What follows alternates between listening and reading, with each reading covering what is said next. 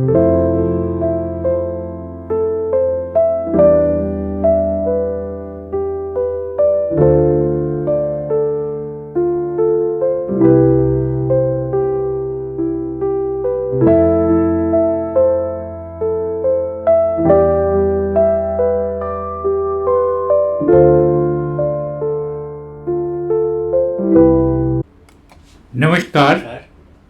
Aryan homeopathic academy में आपका स्वागत है।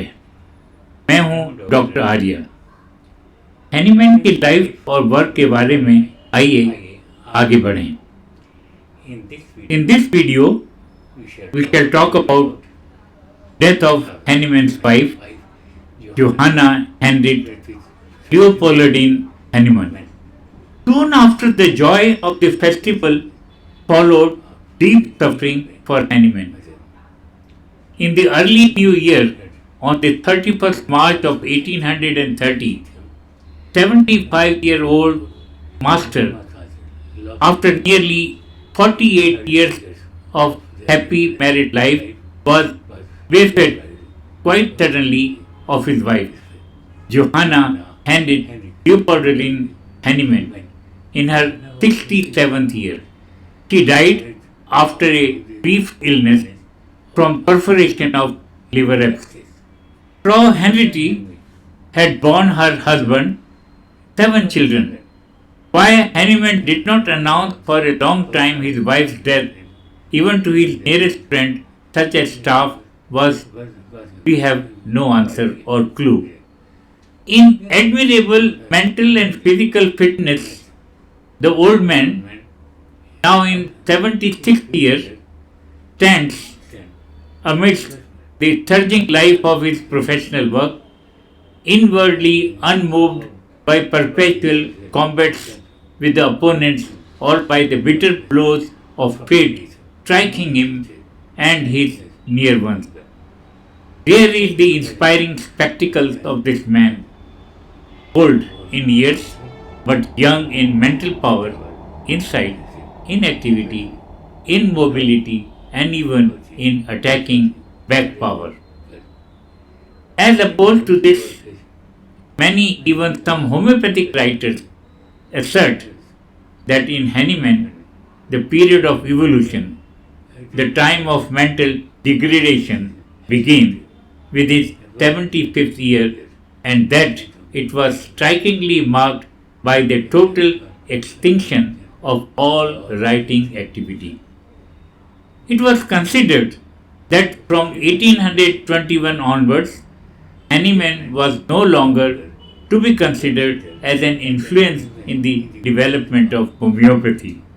But all these statements are, to say the least, very one-sided and do not by any means bear witness to a thorough and unprejudiced investigation of the Cothane period. A perusal of the literary remains of the master, only accessible in the year as late as 1920 for the first time, proves contrary, mainly from the Cothane period but also from the earlier time. There is extant almost inexhaustible platitude of proof in the form of letters, histories of patients, and comprehensive repertories.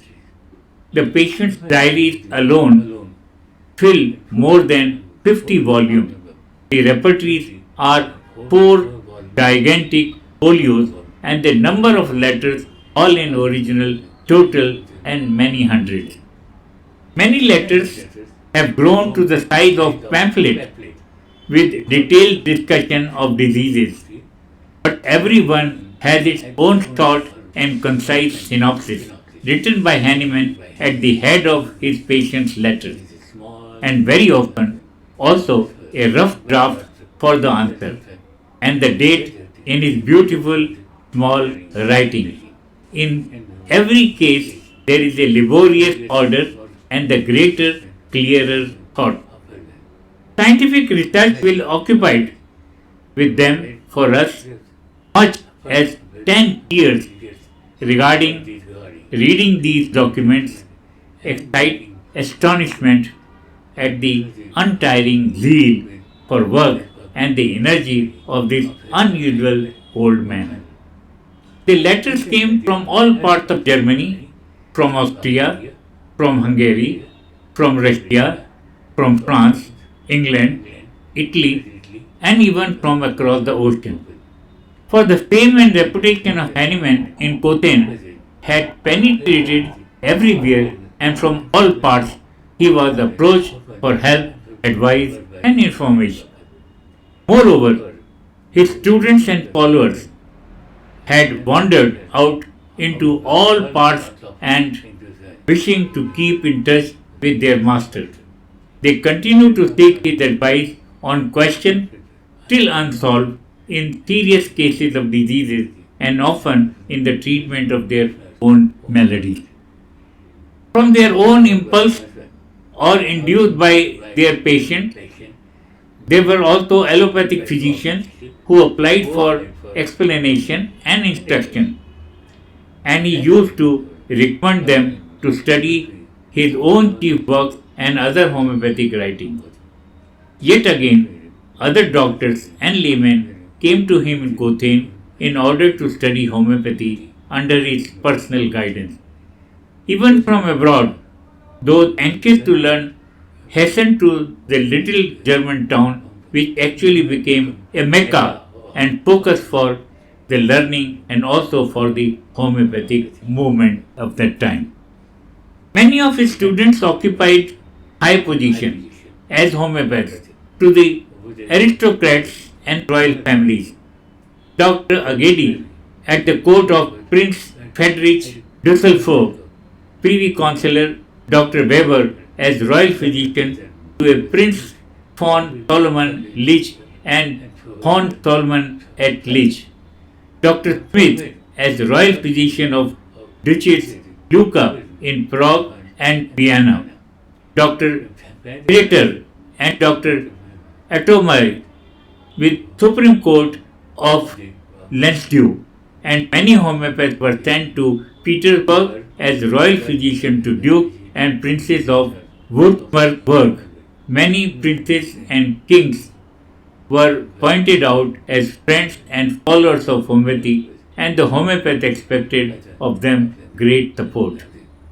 In Middle Germany, it was State Councillor von Gressdorf of Eisenach, Hahnemann's sponsor, who made a definite stand for homeopathy. In Magdeburg, it was Rost, a state official in Westphalia and Rhineland. Von Bonnissen, a state councillor of Münster, who started as a Prussian official, made the propagation of homeopathy his special and most distinguished life work. Hahnemann could always rely on his loyal personal friends, Councillor Baker and the editor Dr. Henke of the Allgemeine Eigenger in Gotha. It is also gratifying to note how certain more luminaries like Professor Dr. Hugland of Berlin or Professor Dr. Ricci of Tübingen gave Hahnemann and his theory a great ensure of justice on the basis of their own reflections and their own research work. At a relatively early period, homeopathy had acquired friends and disciples among the lay public of Austria, Hungary, England, France, and Russia. The public repute which Hahnemann had gradually gained is proved in one way by the fact that he was approached for all sorts of references, even for industrial purposes.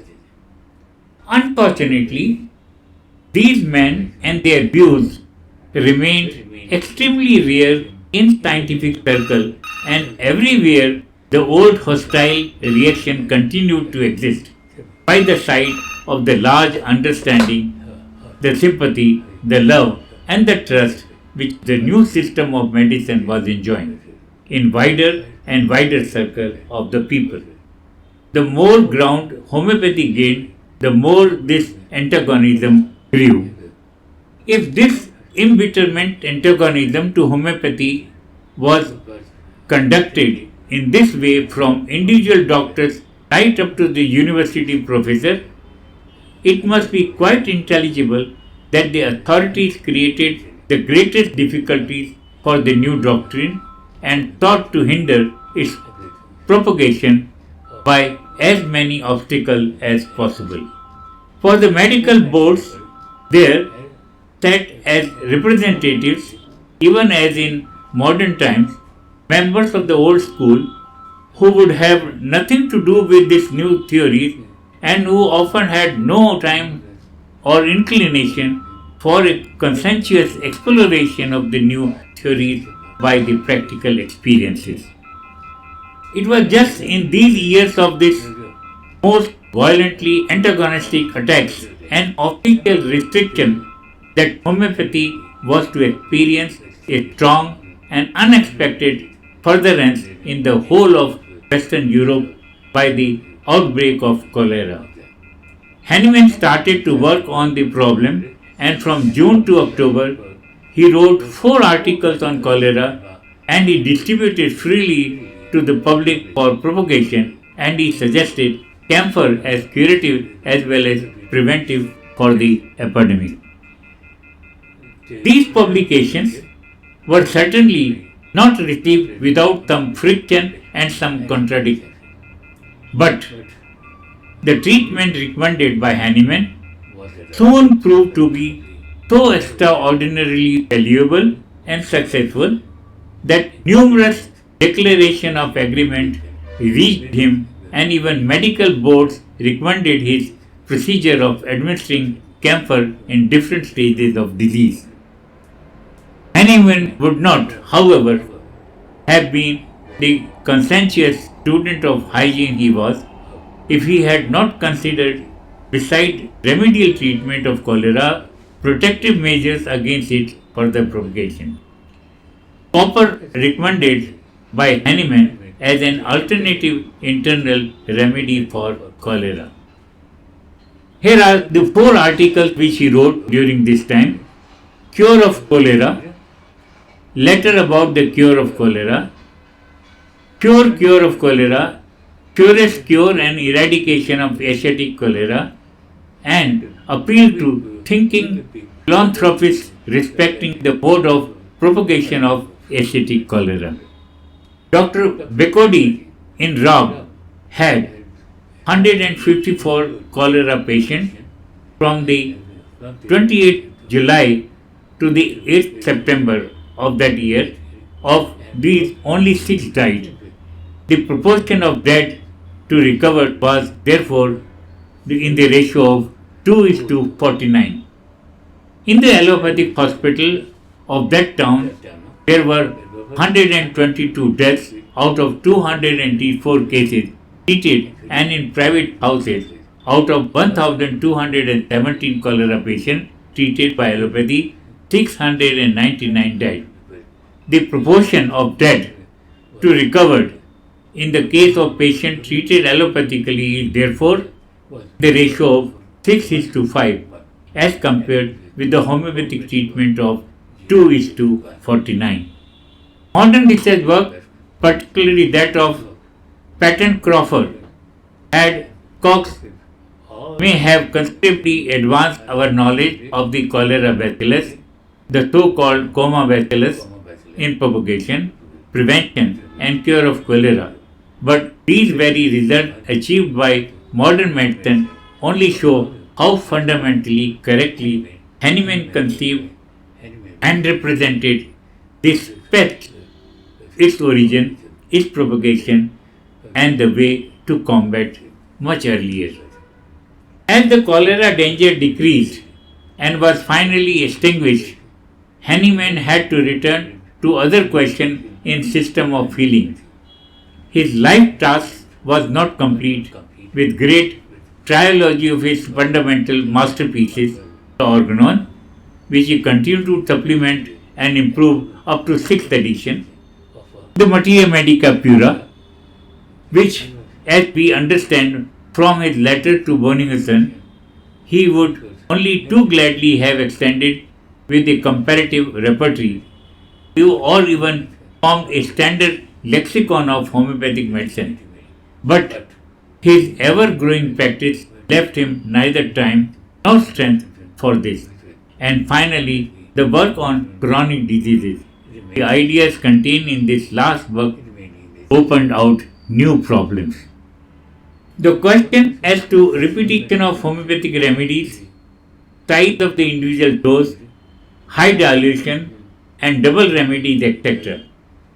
These matters he explained in the prefaces to Bonihussen's two works, namely Repertory of Antisodic Remedies and Repertory of Homeopathic Medicine, which were published during the year 1832 and 1833. These prefaces show how earnestly the master tried to supply deficiencies, inaccuracies, and thus to build up his whole system as he thought more and more securely. But he would not allow his fundamental principle to be taken. Although, according to our modern knowledge and experience, he may have brought to many things a lopsided development, although he may have made a mistake here and there, it is nevertheless deeply moving to observe the continuous striving of the 77 and 78-year-old man to get at the bottom of the individual question of his theory and to mature to their greatest possible perfection. At any rate, it is something very different from stupid, doddering dogmatism which provoked the moving confession at the commencement of the preface to Repertory of Antisodic Medicine. But in spite of everything, the old man, almost 80 years of age, was physically and mentally fit and cheerful, as Gretlich has so realistically described in his sketch taken in Cothen. And he writes, here was indeed a remarkably blessed old man, full of keen vigor and unquestionable zeal.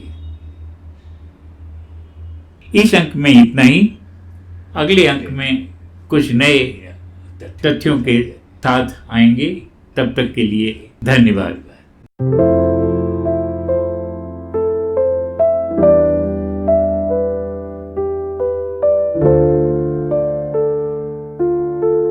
thank you